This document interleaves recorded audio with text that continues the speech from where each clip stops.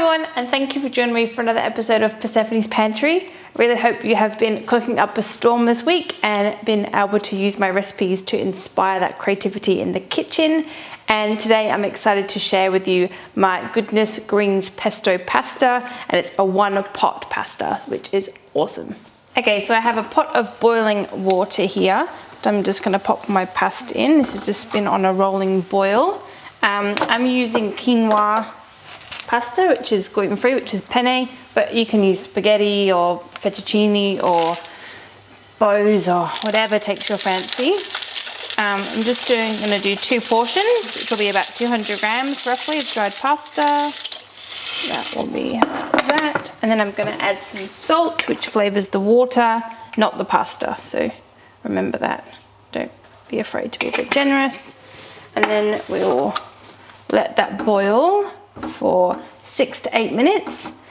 Depending on what pasta, just follow the instructions on the back of your packet. Yeah, we'll let that cook. Okay, so while our pasta is bubbling away, I thought I'd get to the greens part of the Goodness Greens. So I've got some baby spinach here, some broccolini, a cup of frozen peas, and then this is the star of the show. This is my homemade basil pesto, and the link for the video will be somewhere around here. So click on that after you finish watching this. And this is a must try. This is definitely the hero. So I'll add that once the pasta is cooked. So we'll start with our tender stemmed broccolini. You can use just normal broccoli, or you can put some broad beans in there, or green beans, or asparagus. If you've got any other kind of leafy greens like kale, chuck that in too. And what we will do is just roughly chop this. I don't bother chopping the ends off. Kind of nice big chunks, just like this. Just like that size is perfect. And we will chuck that in with the pasta. Okay, so the beauty of this dish is obviously it's a one-pot pasta. So we're going to use the pasta water to cook the broccolini. So I'll just pop that in. This will just take about 2 minutes. So just mix that in. And then I'll put our peas in as well. So it's a cup of frozen peas. And then just let that give it a little bit of a stir to make sure it's all submerged. Let that bubble. And you'll notice that I've used a slightly shallower pan than what you'd usually boil pasta in. This just makes it easier to stir and everything, but if you just have a normal pasta pot, then that'll be fine too. So our pasta and our vegetables are cooked. I'm just going to strain it into a colander, and then I'm going to pop everything back into our pan. Oh, it's delicious. And then with the residual heat, I'm going to cook the spinach.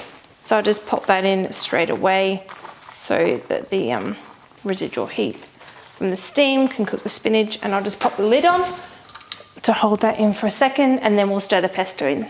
Okay, so our pasta and veggies are strained, and I'm going to add 2 generous tablespoons of my pesto.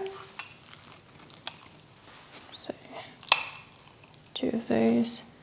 If you don't have time to make your own pesto, then just store-bought pesto is fine, but this is definitely worth making that little extra effort for. And yeah, you can find that on persephoneparkerthomas.com.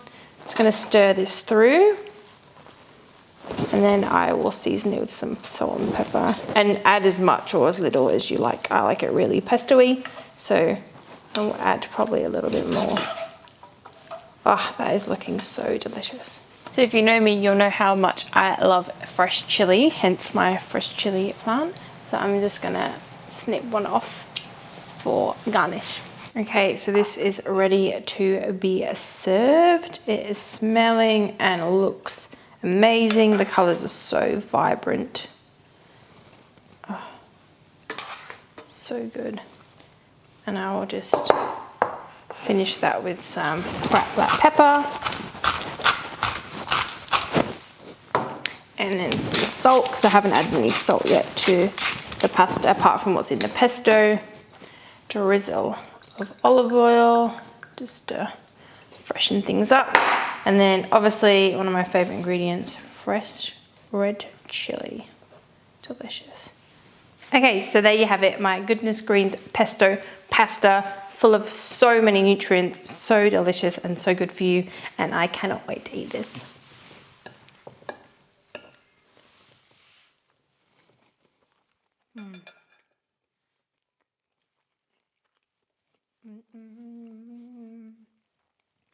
Pesto is like one of my favorite things. This is so good. Definitely a must try and a quick and easy midweek dinner. Okay, so that's it from me today, folks. Thank you so much for watching another episode of Persephone's Pantry. And if you haven't already done so, please don't forget to subscribe to my YouTube channel. And this recipe and so much more is on persephoneparkerthomas.com, and I will catch you on the flip side. Bye guys.